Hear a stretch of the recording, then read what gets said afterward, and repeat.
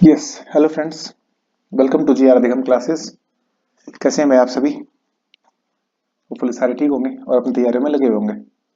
आज हम बात करेंगे एक जॉब नोटिफिकेशन के बारे के अंदर, जिसमें डीएवी पब्लिक स्कूल जो है आपका, और डीएवी पब्लिक स्कूल सिर्फ मैं किसी स्टेट या सॉरी मैं किसी सिटी की बात नहीं कर रहा हूँ।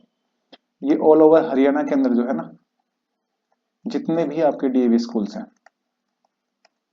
ये उन डीएवी स्कूल्स की बात कर रहे हैं। और जितने भी डीएवी स्कूल्स हैं आपके, उन सभी डीएवी स्कूल्स की बात कर रहे हैं। ठीक है, तो जितने भी आपके डीएवी स्कूल हैं उन सभी के अंदर कुछ वैकेंसी जो हैं वो आपके निकली हुई हैं, और कौन कौन सी वैकेंसीज हैं उसके बारे में डिस्कस करने वाले हैं आज की वीडियो के अंदर। ठीक है, तो वीडियो को लास्ट तक देखिएगा और स्किप मत कीजिएगा। इसके अंदर कुछ आपकी टीचिंग पोस्ट भी है और कुछ आपकी जो है नॉन टीचिंग पोस्ट भी रहने वाली है। मैं कह सकता हूँ क्लर्क की है या अकाउंटेंट है आपका कोई। ठीक है, दूसरी आपकी लैब असिस्टेंट की है कुछ। अब वो लैब अलग अलग हो सकती हैं, चाहे वो केमिस्ट्री की हो या फिजिक्स की हो या बायोलॉजी लैब्स हो, तो उन सभी लैब अटेंडेंट हो। ठीक है, तो उसके बारे में हम कंप्लीट ये डिस्कस करने वाले हैं। स्टेप बाय स्टेप हम आपको पूरा बताएंगे कि कितनी पोस्ट सॉरी किस किस सब्जेक्ट की जो है वो आपकी पोस्ट हैं, और उनके लिए क्या क्या क्वालिफिकेशंस आपको रिक्वायर्ड रहेंगी। यहाँ पर हम क्वालिफिकेशंस के बारे में डिस्कस करेंगे कि क्वालिफिकेशन क्या क्या है। ठीक है, तो चलिए शुरू करते हैं वीडियो को, और वीडियो को लास्ट तक देखिएगा ताकि जो भी हम आपके साथ शेयर करेंगे वो आप कंप्लीट उसको समझ पाएं और अपने फॉर्म को भर पाएं। किस तरीके से आपको फॉर्म को भरना है, कब उसकी लास्ट डेट रहने वाली है, फीस स्ट्रक्चर क्या है, कंप्लीट डिटेल इस वीडियो के अंदर डिस्कस होने वाली है। तो वीडियो हो सकता है थोड़ा सा लंबा हो जाए, वीडियो को लास्ट तक जरूर देखिएगा ताकि कंप्लीट जो है चीज़ आपको समझ में आ पाए। ठीक है, चलिए फिर शुरू करते हैं। सबसे पहले कुछ यहाँ पर इन्होंने टाइमलाइंस दी हुई है कैंडिडेट्स के लिए, जो बहुत ही जरूरी है, कैंडिडेट्स को ध्यान में रखनी चाहिए। क्या क्या चीज़ें हैं वो देखिए। यहाँ पर इन्होंने सबसे पहले बताया कि अक्टूबर 6 से लेकर 12 अक्टूबर तक एडवर्टीजमेंट जो है वो आ चुकी है।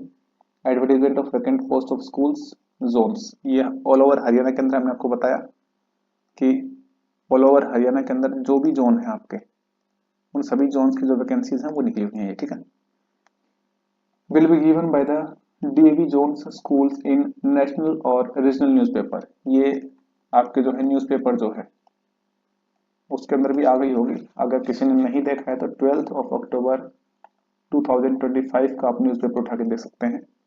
चाहे वो आपका जो भी न्यूज़पेपर आपके पास आता है, मीन्स जागरण हो, या अगर मैं बात करूँ भास्कर की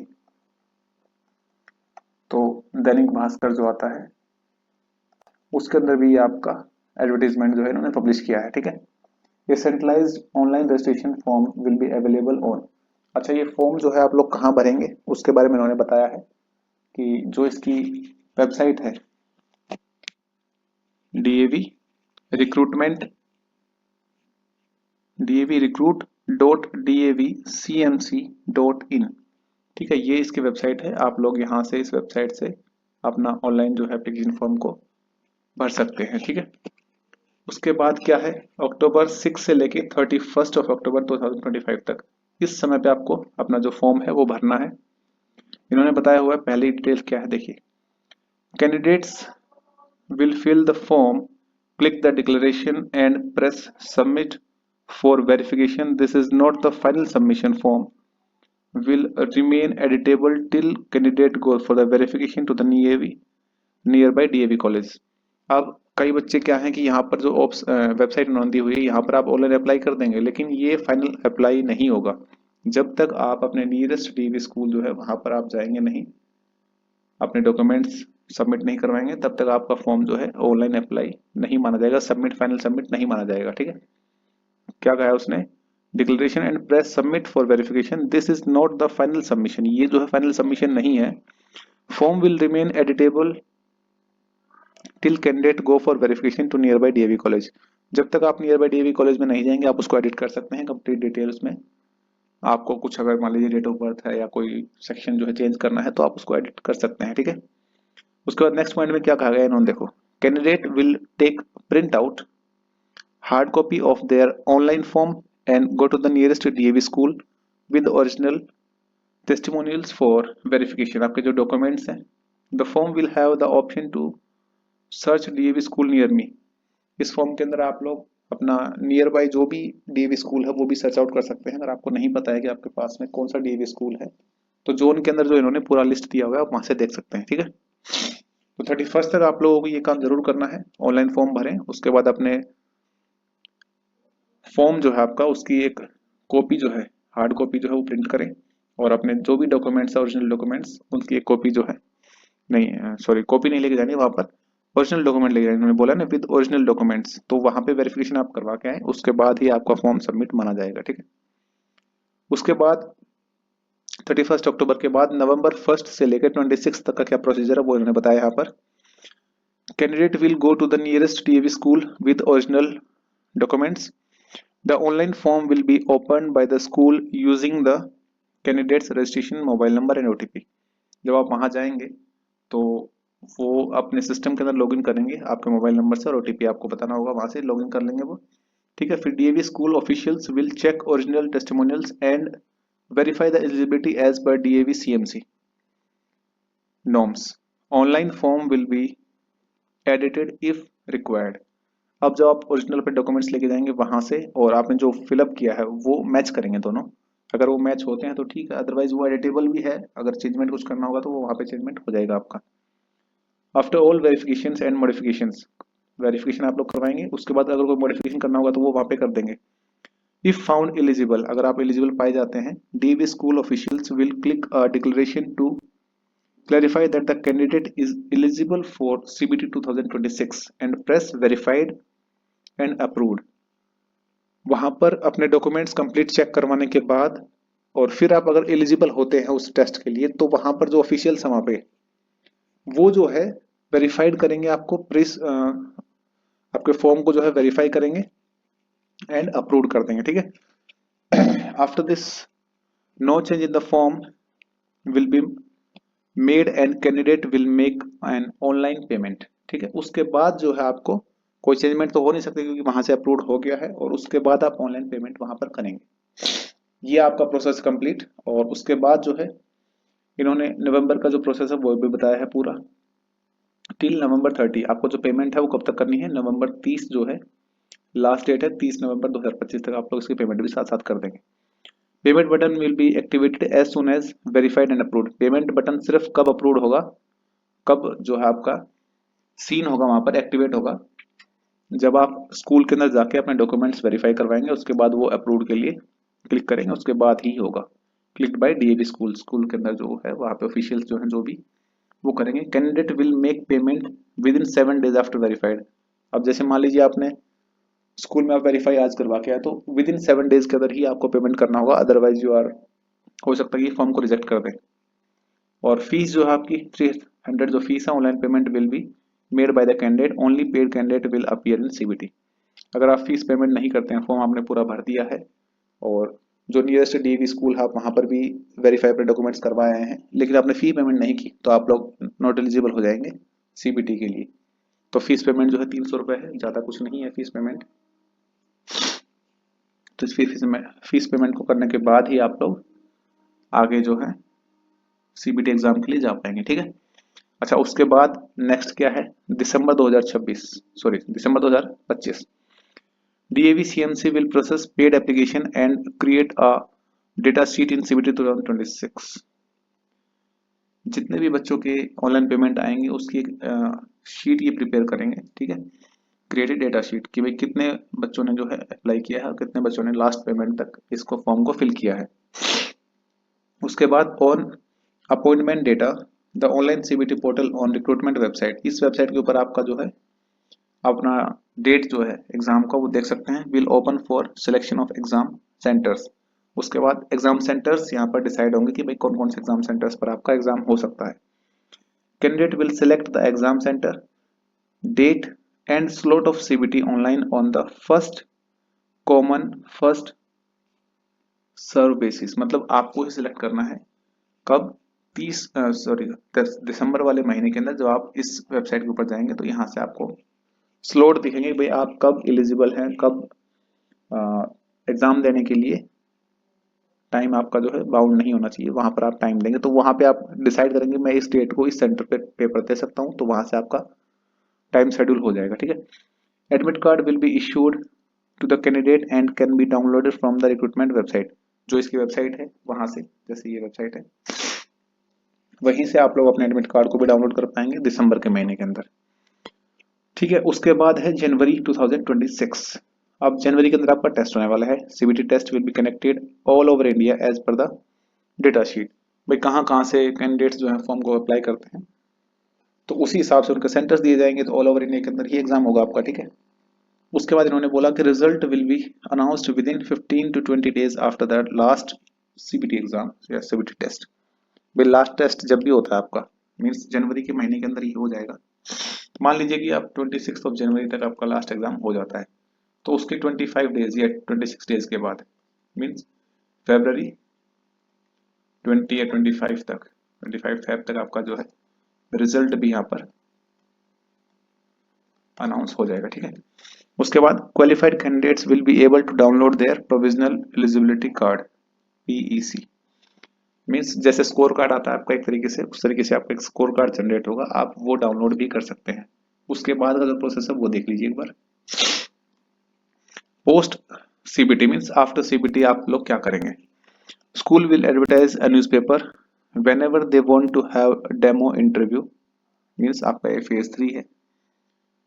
मीन्स मान लीजिए आपका रिजल्ट आ गया है और आप लोग क्वालिफाई कर गए हैं, तो उसके बाद स्कूल जो है, भाई हरियाणा के अंदर जो भी जोन है आपके, वहां पे मान लीजिए मैं डीएवी स्कूल रेवाड़ी की बात करता हूँ, तो रेवाड़ी के अंदर मान लीजिए इन्होंने एप्लीकेशंस न्यूज़पेपर के अंदर डाले कि भाई हमें ऐसे ऐसे टीजीटी या पीजीटी मैथमेटिक्स या केमिस्ट्री जो भी है इनकी रिक्वायरमेंट, वो रिक्वायरमेंट है।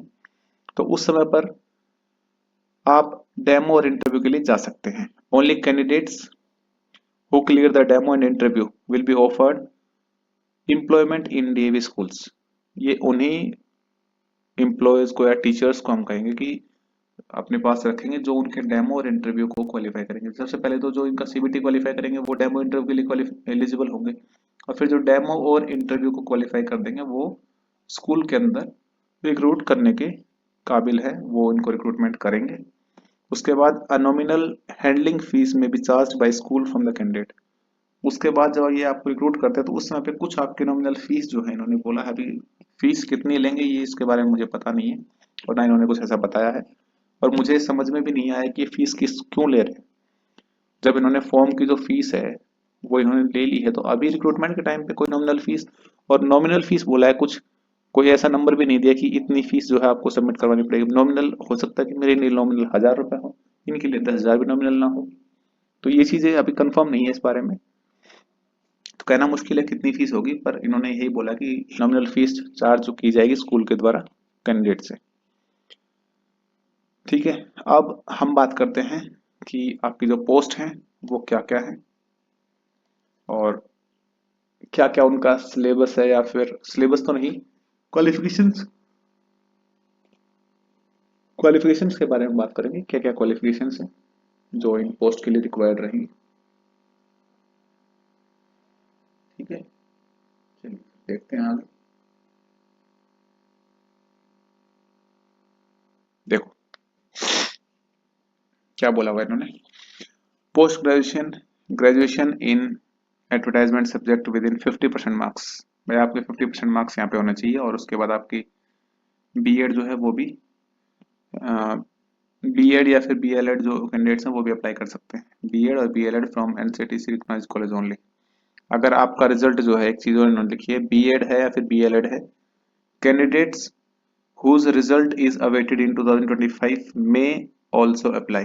भाई जिनका 2025 के अंदर रिजल्ट अभी वेटिंग में है, रिजल्ट आया नहीं है लेकिन एग्जाम दे चुके हैं, वो भी इस फॉर्म के लिए अप्लाई कर सकते हैं। ठीक है। और सबसे पहले देखो ये इन्होंने एक जो पैरामीटर है इसका, सीटेट या फिर स्टेट टेट, चाहे आपका सीटेट हो या फिर आपका स्टेट एस्टेट है। ठीक है। क्योंकि हरियाणा के स्कूल्स के बारे में तो स्टेट एस्टेट तो एस्टेट ही माना जाएगा यहाँ पर, या फिर आप सीटेट एलिजिबल हैं। उसके बाद देखिए क्या कह रहा है ये, टीजीटी इंग्लिश। टीजीटी इंग्लिश के लिए क्या क्या है देखिए, पोस्ट ग्रेजुएशन होनी चाहिए इंग्लिश के अंदर, और उसके बाद आपकी एक पोस्ट ग्रेजुएशन या फिर आपका बीए हो, बी ऑनर्स के अंदर इंग्लिश के अंदर, ठीक है। और उसके बाद आपका बीएड या बीएलएड जो है, बीएड या बीएलएड जो है वो आपका होना चाहिए। उसके बाद CTET as per state wise eligibility measurement, CTET जो है आपका या एस्टेट जो है वो रिक्वायर्ड रहेगा सेकंड लेवल का, क्योंकि टीजीटी का पोस्ट है तो सेकंड लेवल जो है आपका, सेकंड लेवल का एस्टेट जो है या फिर सीटेट जो है वो एलिजिबल होगा। Same for TGT Hindi, post graduation होनी चाहिए हिंदी के अंदर, या फिर आपने बीए किया हो हिंदी में, बी ऑनर्स किया हो हिंदी के अंदर, और दूसरा आपका बीएड होना चाहिए। सीटेट और एस्टेट यहाँ पर भी एलिजिबल है, एप्लीकेबल है। Same for TGT Sanskrit, post graduation होना चाहिए संस्कृत के साथ with subject, Sanskrit as a subject, या फिर बीए संस्कृत से हो, बी ऑनर्स संस्कृत से हो। उसका बाद बीएड, सीटेट और एस्टेट यहाँ पर भी एलिजिबल माना गया है। टीजीटी मैथ्स की बात करें तो पोस्ट ग्रेजुएट होना चाहिए, पोस्ट ग्रेजुएट या फिर ग्रेजुएशन किसमें, दूसरे टेस्ट के अंदर।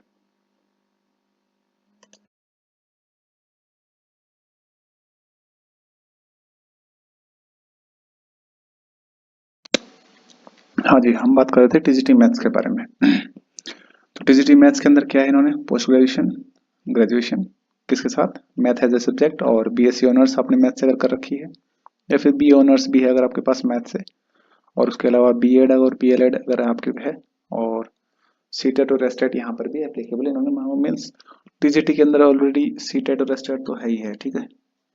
फिर सेम एज आपके टीजीटी साइंस का सब्जेक्ट है, टीजीटी कंप्यूटर साइंस है, सोशल साइंस है। सोशल साइंस के अंदर इन्होंने भाई पोस्ट ग्रेजुएशन या फिर ग्रेजुएशन आपकी हो history, political science, geography, economics as a subject, या फिर आपने बी ऑनर्स कर रखा हो हिस्ट्री से, पॉलिटिकल साइंस, ज्योग्राफी, इकोनॉमिक्स, ठीक है, या फिर आपकी बीएड हो या फिर बीएलएड हो, और उसके बाद आपका सीटेट या फिर एस्टेट जो है क्वालिफाई होना चाहिए। Same for TGT physical education के लिए आपका ग्रेजुएशन मांगी उन्होंने, बीपीएड। और अब यहाँ पर आता है लाइब्रेरियन के लिए।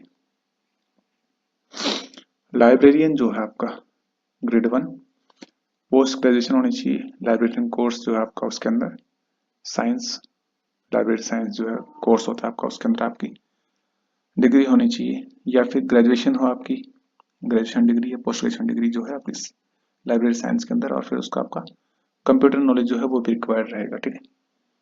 ये दूसरी लैंग्वेजेस के हैं, जैसे आपके टीजीटी हिंदी इंग्लिश, जैसे मराठी है, गुजराती है, पंजाबी है, सेम है सभी के लिए। अब यहाँ पर आता है पीआरटी के लिए, ठीक है। अब यहाँ पर बड़ी बात है कि पीआरटी के लिए, जैसे कि दूसरे एग्जाम्स की अगर हम बात करें तो वहां पर बीएड जो है एप्लीकेबल नहीं होता है, लेकिन यहाँ जो बीएड वाले कैंडिडेट्स हैं उनके लिए एक अच्छी चीज ये है कि यहाँ पर अगर आप पीआरटी के लिए फॉर्म अप्लाई करना चाह रहे हैं तो पोस्ट ग्रेजुएशन अगर आप हैं, या फिर आप ग्रेजुएशन है अप्लाइड सब्जेक्ट के अंदर आपने ग्रेजुएशन है आपके पास, या फिर बीएलएड है आपके अंदर, कैंडिडेट में अप्लाई। अब यहाँ पर एक चीज और है, देखो, बीएड और जीबीटी मीन्स या तो आपके पास बीएड हो या आप जीबीटी कैंडिडेट हो, 2 इयर्स का जो है आपके पास डिप्लोमा होना चाहिए। और अगर आपने डीएलएड रेगुलर 2 इयर्स या डीएड रेगुलर 2 इयर्स अगर कर रखी है तो भी आप लोग अप्लाई इसमें कर सकते हैं। या फिर इन सभी का आपका अगर रिजल्ट जो है वेटेड में है 2025 के अंदर तो भी आप लोग इसमें अप्लाई कर सकते हैं। सीटेट और एस्टेट पास अगर आप हैं फर्स्ट लेवल का,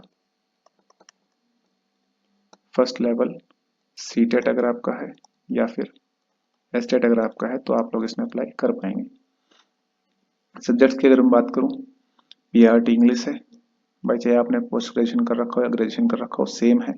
बीएड या फिर जेबीटी वाले भी यहाँ पर अप्लाई कर पाएंगे, सीटेट एस्टेट है। Same for PRT Hindi, post graduation या ग्रेजुएशन है आपकी हिंदी के अंदर, या फिर आपकी बीएड और जेबीटी है, और सीटेट या फिर एस्टेट कोई भी एग्जाम आपका स्टेट एग्जाम अगर आपका पीआरटी लेवल का क्लियर है तो आप लोग इसमें कर सकते हैं।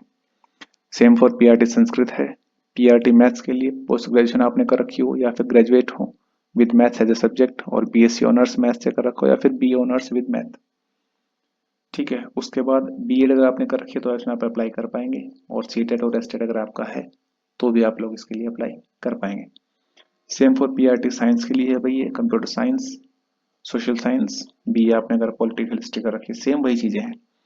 उसके बाद फिजिकल एजुकेशन के अंदर इसमें बीपीएड मांगी हुई है या फिर बीपीएड या बीपीएस, ठीक है, अगर आपका है तो आप लोग इसमें अप्लाई कर पाएंगे। लाइब्रेरियन के लिए बैचलर डिग्री है, मास्टर्स का इन्होंने नहीं मांगा है, ठीक है, और कंप्यूटर की नॉलेज आपको है तो आप लोग लाइब्रेरियन की पोस्ट के लिए भी अप्लाई कर पाएंगे, ठीक है। अब आते हैं कुछ ministerial post, means ministerial post जो है आपकी, या फिर हम कह सकते हैं कि नॉन टीचिंग पोस्ट जो है आपके।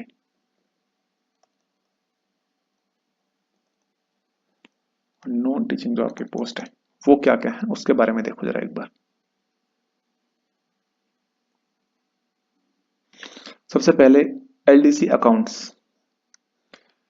क्या क्या मांग रखा है, ग्रेजुएशन है, बीकॉम, ठीक है, चाहे आप, और उसके बाद पोस्ट ग्रेजुएशन में ऑल्सो अप्लाई, अगर आपने पोस्ट ग्रेजुएशन कर रखा है बीकॉम के अंदर तो भी आप लोग इसमें अप्लाई कर सकते हैं। Qualifications, computer knowledge of daily required minimum 6 month certificate होना चाहिए या फिर डिप्लोमा होना चाहिए कंप्यूटर नॉलेज का आपका, ठीक है। एलडीसी एडमिनिस्ट्रेशन के अंदर अगर आप लोग हैं, मिनिमम आपका ग्रेजुएशन है, पोस्ट ग्रेजुएशन अगर आपकी है तो भी आप लोग अप्लाई कर सकते हैं। फिर कंप्यूटर नॉलेज रिक्वायर्ड है टाइपिंग यूजिंग एमएस ऑफिस, अगर आपको टाइपिंग आती है तो आप उसके लिए एलडीसी ग्रेड के लिए जो एडमिनिस्ट्रेशन का है उसके लिए अप्लाई कर सकते हैं। फिर आपका आता है UDC, upper division clerk, graduation होनी चाहिए, मीन्स आपकी बीकॉम हो, पोस्ट ग्रेजुएशन अगर है तो अभी आप लोग इसमें अप्लाई कर पाएंगे। Certificate diploma in computer application minimum 1 year का, या फिर एक्सपीरियंस रिक्वायर्ड है, साथ में मिनिमम 2 ईयर्स का आपका कहीं ना कहीं किसी इंस्टीट्यूशन के अंदर आपका 2 साल का डिप्लोमा एक्सपीरियंस जो है वो रिक्वायर्ड रहेगा। अगर असिस्टेंट की बात करें तो ग्रेजुएशन इन एनी डिसिप्लिन, किसी भी पोस्ट या किसी भी सब्जेक्ट के अंदर आपने ग्रेजुएशन कर रखी, मीन्स मिनिमम जो है ग्रेजुएशन होनी चाहिए। पोस्ट ग्रेजुएशन अगर आपने कर रखी तो भी आप अप्लाई कर सकते हैं। Computer knowledge, noting, drafting, typing जो है वो सभी आपको आना चाहिए। एक्सपीरियंस जो है यहाँ पर मिनिमम 5 साल का इन्होंने मांगा हुआ है, ठीक है। अब आते हैं फ्रंट ऑफिस असिस्टेंट या फिर कह सकते हैं रिसेप्शनिस्ट के लिए। रिसेप्शनिस्ट के लिए ग्रेजुएशन मिनिमम मांगी हुई है, अगर आपकी पोस्ट ग्रेजुएशन है तो आप लोग इसमें अप्लाई कर पाएंगे।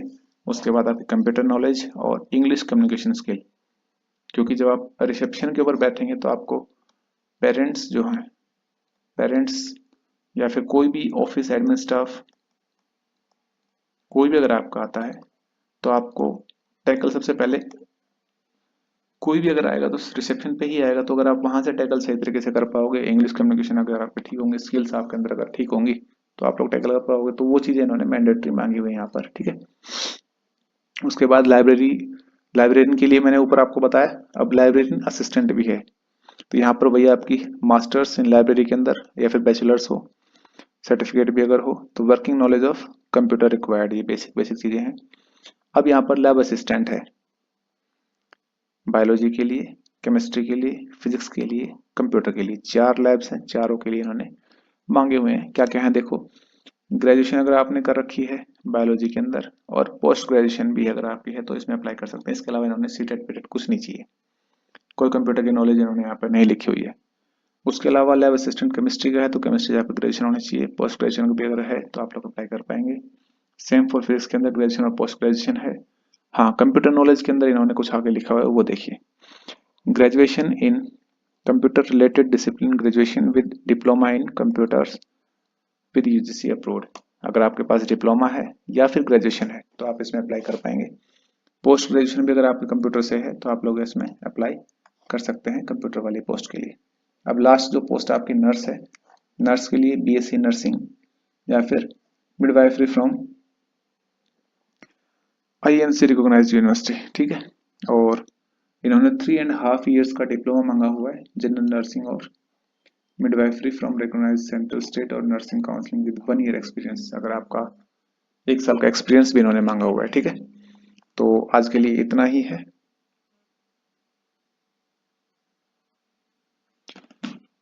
मेरे हिसाब से ये बस इतना ही है। इसके अलावा वीडियो आपको और कैसी लगी तो लाइक जो है आप लोग जरूर कर दीजिएगा, ठीक है। अगर आपको अच्छी लगी है तो आप लोग लाइक कर दीजिएगा, शेयर कर दीजिए इस वीडियो को अपने फ्रेंड्स के साथ, ताकि वो भी इस फॉर्म को अच्छे तरीके से पढ़ सकें। फिर भी अगर कोई आपका डाउट आता है तो आप लोग हमें कमेंट कर सकते हैं, ठीक है। चलिए फिर आज के लिए इतना ही रखते हैं भाई। जो भी नए व्यूअर्स हैं हमारे चैनल को आप लोग सब्सक्राइब जरूर कर लें, जी आर अधिगम क्लासेस के ऊपर। ठीक है, मिलते हैं फिर नेक्स्ट वीडियो के अंदर कुछ और इन्फॉर्मेटिव क्लास के लिए। तब तक थैंक यू। ओके भाई।